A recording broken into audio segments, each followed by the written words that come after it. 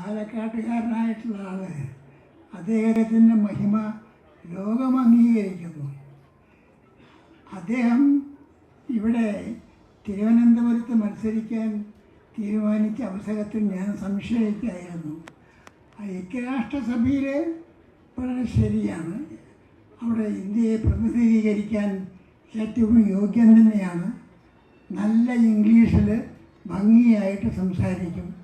പിന്നെ എന്തിനാണ് ഇവിടെ ഈ തിരുവനന്തപുരത്ത് വന്ന് നിൽക്കാനുള്ള കാരണം ഞാൻ ചോദിക്കേണ്ടായി. പക്ഷേ അത്ഭുതം എന്ന് പറയട്ടെ, തിരുവനന്തപുരത്തുകാരുടെ മനസ്സിനെ സ്വാധീനിക്കാൻ അദ്ദേഹത്തിന് കഴിഞ്ഞിരിക്കുന്നു.